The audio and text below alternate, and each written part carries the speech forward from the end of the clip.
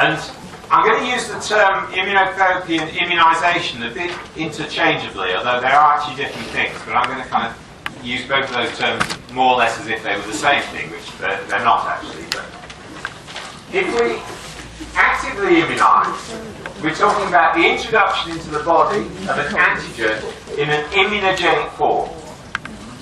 And I think it's important to distinguish, and I'm sure many of you, probably all of you, are very aware that an antigen is not the same as an immunogen. An antigen is something that can be recognised by the immune system. But if you inject an antigen into somebody, they don't always make an immune response to it. Often you have to change it in some way. You have to add something to it. You have to add an adjuvant or do something else, or in some way change the antigen in order to make it immunogenic. An immunogen is something that stimulates the immune response, whereas an antigen is something that is recognised by the immune response. It's not quite the same thing. All immunogens are antigens, but not all antigens are immunogens. But you can turn antigens into immunogens by changing them. So you need to actively immunise by introducing an antigen into the body in an immunogenic form, and then B cells in that individual will be stimulated, they'll divide, they'll proliferate, expand up in number, they'll differentiate into plasma cells, which are the cells that secrete antibodies. That's referred to as active immunisation. In contrast, you can also use something that's called passive immunisation, which is where you take antibodies that have been made, perhaps a sheep that's been immunised with an antigen, and you've got sheep antibodies or perhaps monoclonal antibodies, and you take those antibodies and you give them to the patient. And there's a fundamental difference in those two approaches. The first approach is very good because the person's own B cells will make antibody, and they'll do it over an extended period of time. If you keep stimulating them, they'll just keep making more and more antibody because they have the B cells inside them to make antibody. As long as those B cells are re-stimulated, then they'll make lots of antibody. Okay. But at the first time you immunise with the antigen, you won't get very much antibody for the first few days because it takes a while to expand up the number of B cells to make sufficient levels of antibody. So you don't get an immediate protection, but you get a long-term protection. In contrast, with passive immunisation, the protection is immediate. As soon as you give the antibody, it's there. But antibodies have a short half-life, so that after 3 weeks, half of the antibody will have been broken down. So you need to keep repeatedly giving the antibody. So there are advantages and disadvantages of both of these. So the advantage is that you get immediate protection with passive immunisation, but you don't get long-term protection. You can also get something called serum sickness if you use an antibody from a foreign species. So for example, if you immunise humans with an antibody from a horse or from other animals, sometimes they recognise that as being foreign, they make an immune response to it, and you can actually get disease caused by the immune response against the foreign protein. And if you take human antibodies, then if you've taken antibodies that you purified from human sera, there's a risk of infection. Maybe the person you took the antibody from has AIDS, and they have HIV in their circulation, or maybe they have hepatitis, or maybe they have some other infectious agents in their serum. So there's a risk of infection.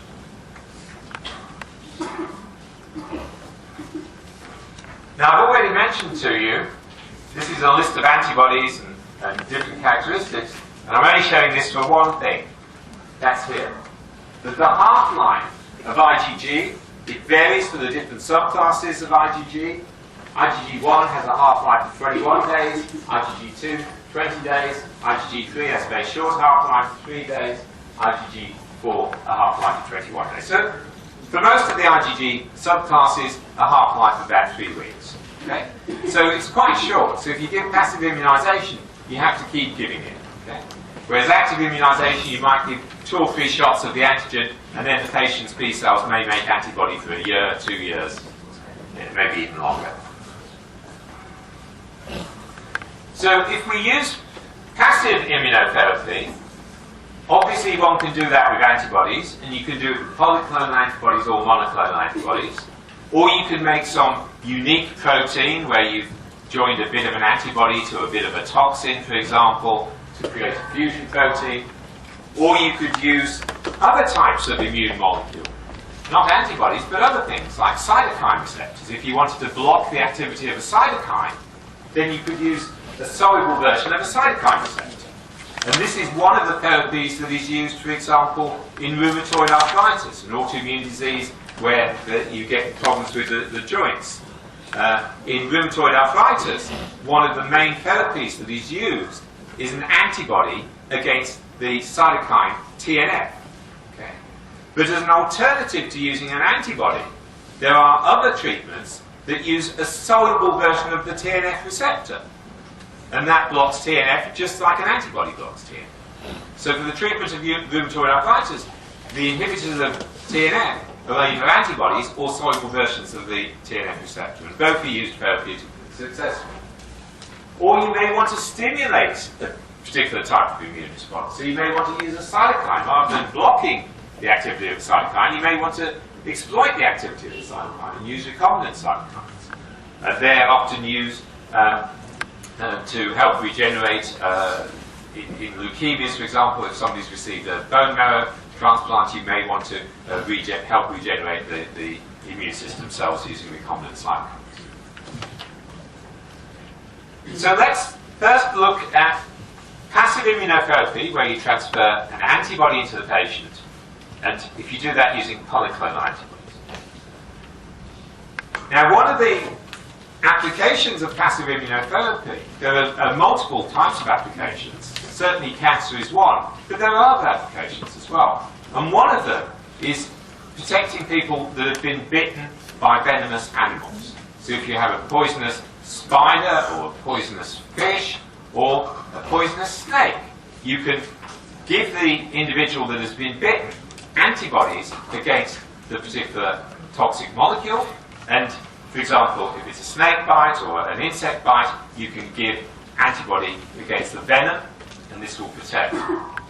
So you can use non-human, you can immunize a horse or some other animal, a sheep or another animal, with the venom in a form that doesn't kill the animal, and you can get antibodies against the venom.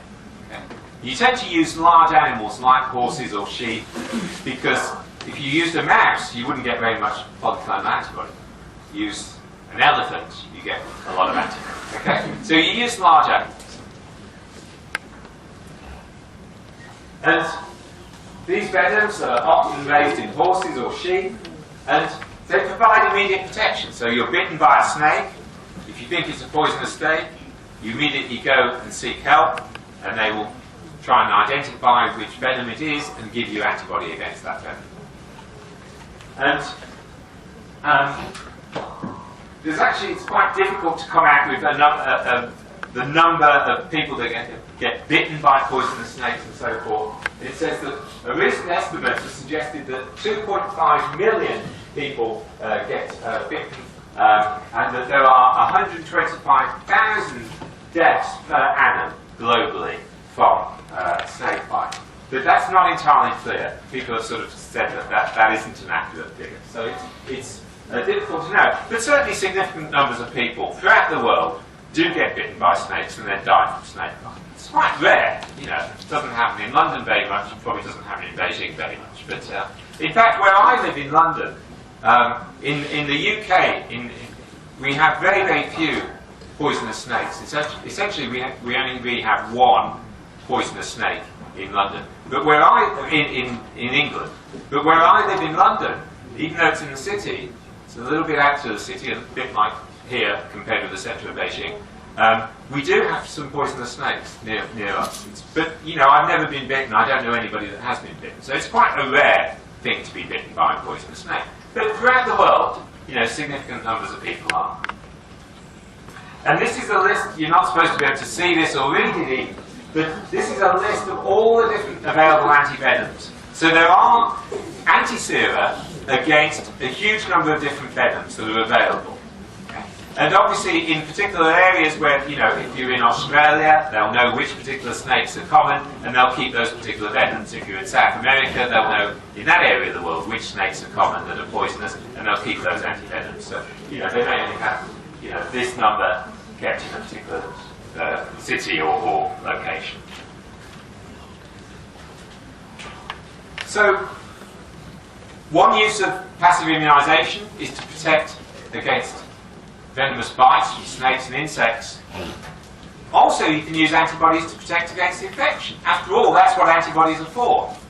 Antibodies are part of our immune system. Our immune system has evolved to fight infection. And you can use pre-formed antibodies to give to people to protect them from infection. Rather than their own B cells having to make the antibody, you give them the antibody. And a number of antibodies have been used for many years now against various types of infectious agents and against the toxins that are produced by these infectious agents.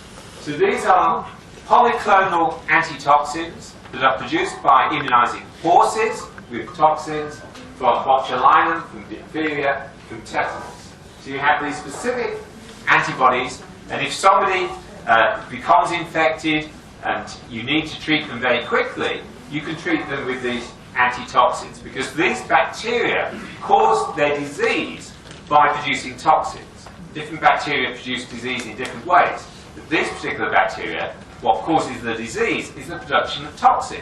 So if you can use antibody against a toxin, you can block the toxin and you'll help treat the patient.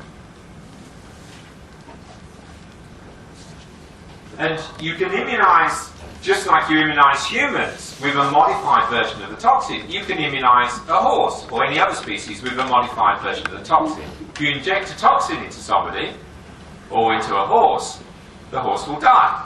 The person will die. The toxin kills. But you can modify the toxin into something called a toxoid.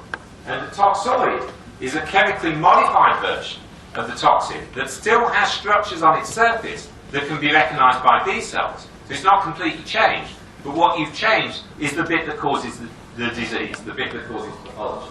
So you have a part of the toxin that is related to pathogenicity, generates pathology, generates disease. You want to get rid of that part because you don't want the person or the horse to become ill. So you chemically modify it. Often you use a chemical called glutaraldehyde. You treat the toxin with glutaraldehyde, and it changes. It changes this bit. So the toxic part is no longer toxic. But the other structures on the toxin are still present on the toxoid. Toxoid is an inactivated form of the toxin. So you can immunise with the toxoid, you get antibodies, and they still recognise the toxin, because they recognise bits that are shared between the toxoid and the toxin. And you can give antiserum, which will give immediate protection to the patient, but the antibody protection is short-lived, because the antibodies are catabolized, they're broken down. We saw that the half-life of IgG for most subclasses is about 3 weeks. So it's only short-lived protection. You can give antibodies that are raised in horses or sheep, but these are foreign proteins, so the patient can make antibodies to these foreign proteins, to the sheep antibody, to the horse antibody, and that can be a problem, because that can lead either to, in extreme cases, anaphylaxis, which would be due to the release of massive amounts of histamine and so forth from mast cells, or they can lead to something called serum sickness. And this just indicates what happens in serum sickness. So you inject a horse serum containing antibodies against bacterial toxins, but because it's foreign, the patient makes an immune response to the horse serum proteins. And those antibodies that the patient makes bind to the horse serum antibodies and form immune complexes. A complex of 2 things: an antibody with something else, in this case it's a horse antibody being recognised by a human antibody, because it sees the horse antibody as foreign.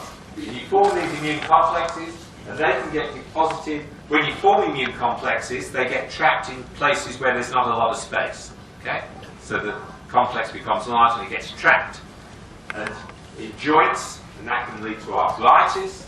in the kidneys, because the kidney filters things. So if you have complexes, they get trapped in the kidney. And that can lead to glomerulonephritis, causing kidney damage, or in the capillaries, leading to vasculitis and bleeding. So you can get this so-called serum sickness, which is an example of a type 3 immune complex-mediated hypersensitivity. So this is a disadvantage of using these kinds of approaches. If you use foreign antibodies, produced in a horse or a sheep or another animal.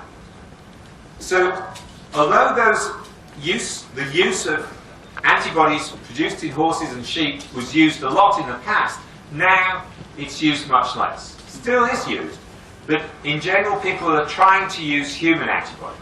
Okay?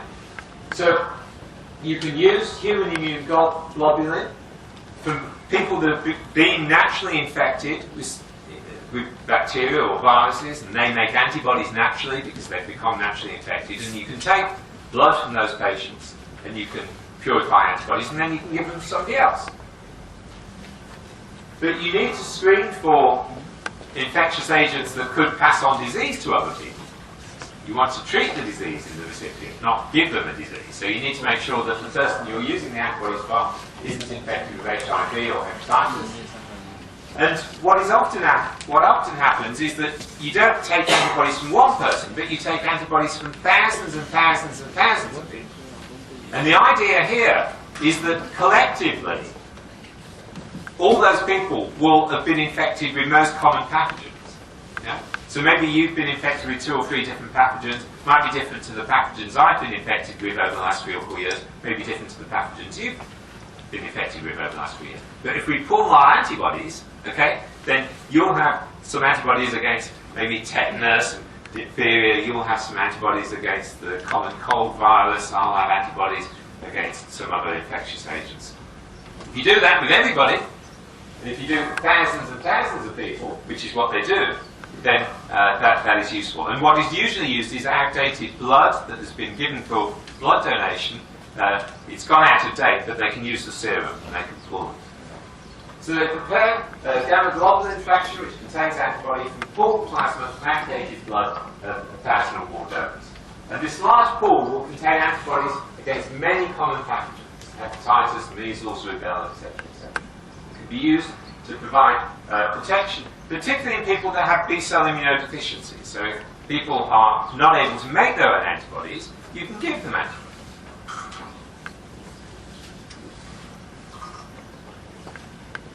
Or, rather than using pooled antibody from normal individuals that will have come across infections, just like we all come across infections all the time, you can deliberately immunize people. Okay? And for some things that is perfectly acceptable. You know, we all get vaccinated against various things. In fact, before I came to China, they gave me some vaccinations against tetanus and against a few other things. When you travel around the world, you go to the doctor and you say, what vaccination should I have? And in the UK, we all have vaccinations when we are children, just like you do in China. But then, when you get to my age, you begin to get a bit weak, so you need to have boosters to make sure that your memory B cells expand off again and you make lots of good antibodies against anything that you might come across. So you can immunize people, and then you can use this to give protection against rabies, against tetanus, against chickenpox, and so on. So this is specific hyperimmune human immunoglobulins, where you purposely immunize somebody to make lots of antibody of that specimen, of a particular specimen. And this can be used to protect against rabies, for example. So you can use immune globulins to protect against rabies. I'm not going to leave that slide up any longer. You can produce immune immunoglobulin against hepatitis B and so forth. Apologies, I'm just going to click through some of these now. This is the pooled immunoglobulin that I was talking about. Okay, so human immune globulin that is given intravenously. It's often described as intravenous IG, intravenous immunoglobulin. And what was a very interesting observation was that people that were given intravenous IG because they had immunodeficiency. Sometimes those people with immunodeficiencies also had various types of other disease. If you have one disease, you can have other diseases as well. And it's quite interesting that there is an association between immunodeficiency and autoimmune disease. And it seems a little bit odd, because if you are immunodeficient, your immune system is not working, 100%. There's something wrong with it, it's a bit defective, it's not working properly. Autoimmune disease is where the immune system is working too much. As well as working against infectious agents, it's also beginning to attack self-antigens. So it would seem that if you have immunodeficiency, you wouldn't get autoimmune disease because your immune system isn't really working very well. But it depends on what type of immunodeficiency you have. For example, at the most simple, basic level, we now know that there are some types of T cells that are called regulatory T cells. And these regulatory T cells stop autoimmune disease happening. Now, if you are immunodeficient in regulatory T cells, if you don't have any regulatory T cells, you are immunodeficient because you don't have any regulatory T cells. But then you wouldn't stop autoimmune responses, so you get autoimmunity. So it seems like autoimmunity would not be associated with immunodeficiency, but it can be. Okay? It can be. And what was found was that when people were being treated with pooled immunoglobulins because they had immunodeficiency, if they also had an autoimmune disease, sometimes it got better. So this was a strange phenomenon, but lots of people throughout the world found this, and now these pooled human immunoglobulins are used to treat a number of autoimmune diseases. And I know I had a friend in the United States who was treated, thank you, got lots and lots of different types of treatment. They didn't exactly know what his autoimmune disease was. It was some kind of neurological autoimmune disease. They didn't manage to diagnose it completely. He was treated with various types of therapy. None of them worked, and then he was treated with intravenous immunoglobulins, and it worked for a while, not forever, but it worked for a while. And this is now common treatment in various types of autoimmune disease, autoimmune thrombocytopenia, where you have autoimmunity against platelets, myasthenia gravis, where you have autoantibodies against the acetylcholine receptor at the neuromuscular junction. These various other diseases, okay, using pooled human immunoglobulins. And it seems that they have an anti-inflammatory effect of some sort, and this seems to dampen down the immune response, widely used to treat autoimmune diseases. But nobody really knows how it works. Lots of people have researched trying to find out, well, why, if you give a patient with an autoimmune disease, you give them pooled normal human immunoglobulin, why does it make them better in many cases? Not for all autoimmune diseases, but for a number of different autoimmune diseases. How does it work? Nobody's sure, but what it seems to be related to is to the Fc part of the antibody, not to the part that binds antigen, but to the Fc part. And it seems to depend upon exactly the type of glycosylation on the Fc part. Antibodies are glycoproteins, they're proteins that contain carbohydrates. It seems to be related to the particular type of glycosylation on the Fc part. But it's really not clear how it works, and many people are researching it to try and find it. So all those are examples of polyclonal antibodies, using polyclonal antibodies from horse to treat against snake bite, for example, or to treat against infections, or using pooled normal human immunoglobulins. What about therapeutic applications of monoclonal antibodies? Well, I told you about phage display, allowing you to generate monoclonal antibodies. And when you use phage display, you're expressing antibodies that are recombinant antibodies.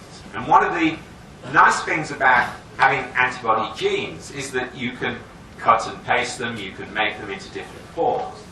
So you could use a whole mouse antibody, for example, or you could change the mouse antibody using recombinant DNA technology and put bits of human antibody onto a mouse antibody. Now, many of the monoclonal antibodies that have been produced are mouse antibodies, because I mentioned that most monoclonal antibodies are still produced using the hybridoma technique, where you immunize a mouse, fuse it with a myeloma cell.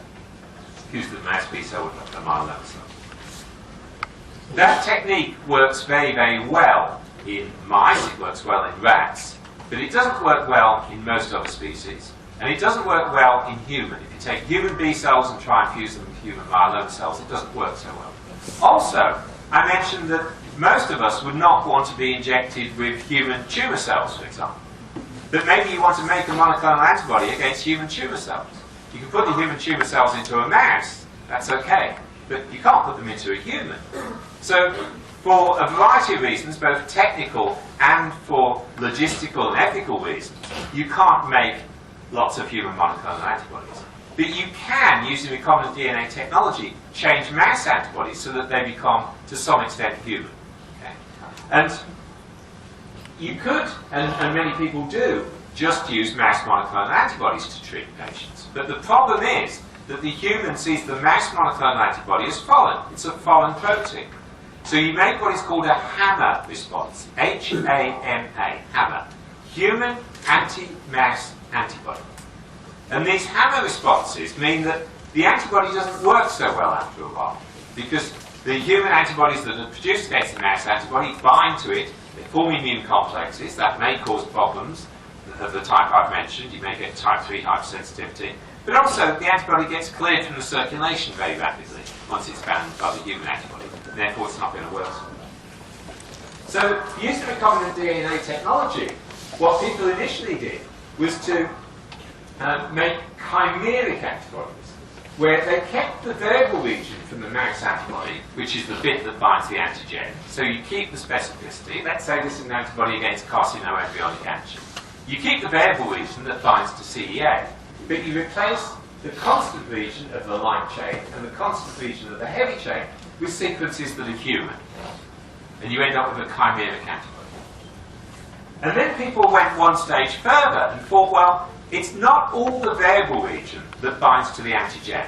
There are certain parts of the variable region that bind to the antigen. They're sometimes referred to as the hypervariable region or the complementarity determinant region, CDR.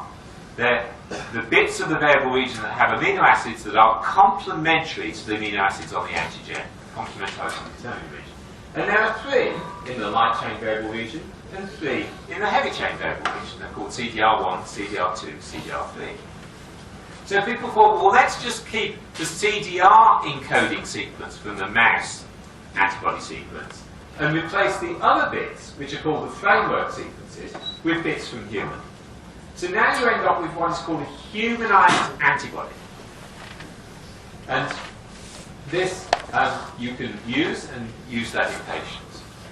And then the final stage is to have an antibody that is completely human.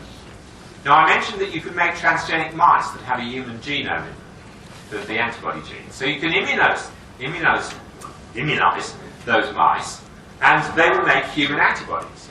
Even though they're mice, because you put human genes into them, they'll make human antibodies. So that's one way that you can make fully human antibodies against antigens that you couldn't inject into a human. So you can have all these different forms of antibodies. And this is a table showing the results when you use these different types of antibody, a mouse antibody, a humanized antibody, a chimeric antibody. In what percentage of patients do you get an immune response against the therapeutic agent that you're using? So if we look here, if you use muline antibodies, okay, so looking at 4 different clinical trials using licensed monoclonal antibodies, what is the immunogenicity? How immunogenic are these antibodies? Do they cause the patient to make antibodies against the therapeutic agent? If you use a whole mouse antibody, a muline mouse antibody, in 4 trials, then there are very variable results, but in some trials, more than 80% of the patients eventually made antibodies against the mouse antibody. If you don't use the whole mouse antibody, but just use the Fab part, one of the antigen binding arms, then in 2 different trials, they got different results again, but it's much less immunogenic. The FC part of antibodies tend to be more immunogenic than the FAB part of antibodies. If you use chimeric antibodies, where you have the variable region from the mouse, but the constant regions from the human, then in 5 clinical trials, you see the highest level of producing antibodies was 13%. So chimeric antibodies are better than using mouse antibody, entirely mouse antibody, in a clinical trial in terms of the immune response in the human. And we would call that response a human anti-mouse antibody, or Hammer response. If it's against the chimeric antibody, we call it a human anti-chimeric antibody. So the Hacker response, 13%, is less than the Hammer response, which is 19% greater. If you use a humanized antibody, where the CDRs are grafted from the mouse onto a human sequence, then a lot of these types of antibodies have been used. These are probably the most common type of antibody now used in therapies. Then, again, the immunogenicity is generally lower, although it still can be quite immunogenic. And perhaps, surprisingly, unless you know a lot about how the immune system operates, even if you use a fully human antibody, you still get some response against the human antibody. And this would be a human anti-human antibody. Okay? Aha. And the reason that you get immune responses against human antibodies is that we can make millions and millions and millions and millions and millions and millions and millions of different specificities of antibodies. Okay? All of us can make different antibodies. But we don't all make them all the time. And each different specificity of antibody has a different CDR. So it may be that I've made a response against some antigen that I come across. Maybe there's some pathogen in England that you don't have in China. Okay? Some common infection that we get in England that you don't get in China. So I'll have made antibodies against this infection, and I'll have CDRs on my antibodies that you've never made antibodies with those CDRs. And if I immunize you with these antibodies, although they're human, you've never seen those CDR sequences before. So they're foreign to you, and you make an antibody against the CDRs. And they're called anti-idiotic antibodies. Okay? So these are anti-idiot type antibodies. So even if you go the best you can possibly do using human antibodies, you can still get an immune response. But it's quite rare. It doesn't happen in most patients. Okay, now we've got 5 minutes left and about 500 slides. So I'm just going to very, very quickly flick through slides over the next 5 minutes. Okay? So for using therapeutic monoclonal antibodies, there are a whole range of different situations they've been used against infection, against tumours, against transplantation, against allergy, and for treating autoimmunity. But I'm only going to talk, it's all about against infection. Tumours, and starting off with infection. There is only so far one licensed monoclonal antibody that can be used against an infectious agent. There are several that can be used against several polyclonal antibodies available that are licensed for use, but only one monoclonal. And this is a monoclonal antibody against respiratory syncytial virus, which is a real big problem in infants, okay, in young children, and causes chronic lung disease in these children. And you can treat these children by giving them a monoclonal antibody against RSV, against respiratory syncytial virus. And this is the only example of a monoclonal antibody against an infectious disease that is licensed for use in humans.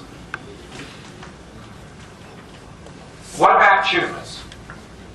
Well, there are various ways of using monoclonal antibodies in tumours. You can either just use the monoclonal antibody, or you can couple an isotope onto it, or a cytotoxic drug, or a toxin, or enzymes, or you can make various other types of modifications. And I'm now going to really flick through very quickly. I'm just going to go to this one. No, in fact, I'm going to go further. Okay, I'm going to go to this one.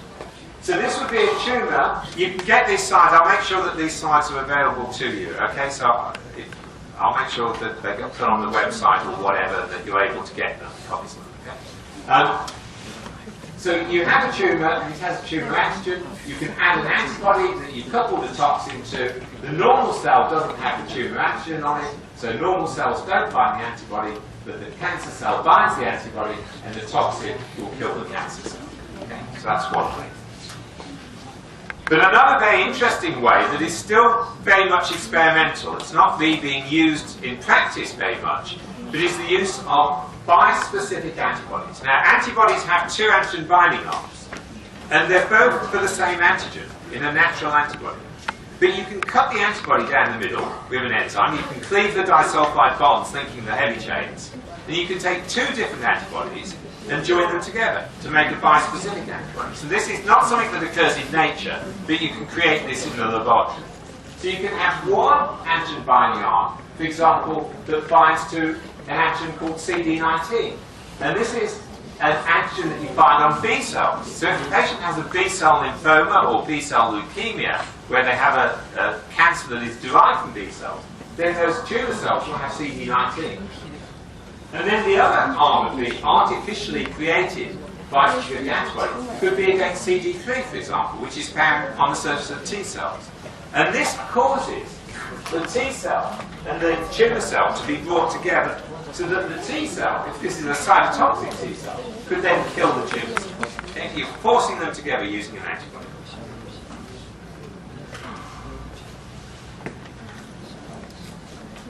Now, as a kind of last slide, and then we'll go to a summary slide.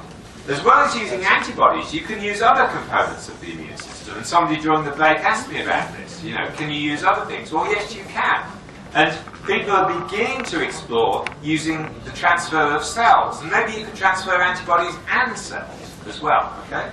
And what you can do here, if you look at the right-hand side, is that you can take a tumour from a patient, and you can culture lymphocytes that are specific for the tumour, and then you can reinfuse the lymphocytes back into the patient. So maybe the patient is making a bit of an immune response against the tumour, but it's not enough to get rid of the tumour. But if you take their tumour-specific lymphocytes that they don't have enough of, and then you add, in a tissue culture flask, you add cytokines and growth factors, and you expand up those tumour cells to be much larger in number, then you can reinfuse them back into the patient. And in early clinical trials, and where I work, they're doing some clinical trials using this technique, the results are very, very promising.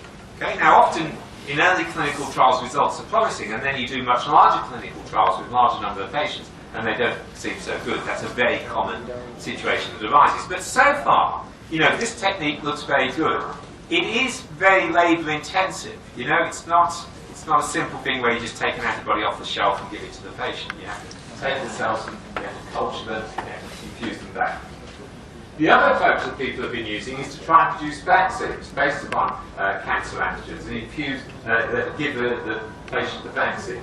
And again, those approaches are being explored so far. The results from those types of approaches have actually been quite disappointing when they've gone into larger trials. Cancer vaccines, to date, haven't been that successful. But a lot of people are working on them and trying to improve. So, in summary, immunotherapy, you can use antibodies, you can use cell transfer, or you can produce vaccines. And immunodiagnosis you can carry out in vitro and in vivo. Okay. I'm sorry that I've run out of time, but as I say, I'll make these slides available to you so you can see the other slides. But you've got the basic message. Anybody got any questions they want to ask in the last 5 seconds?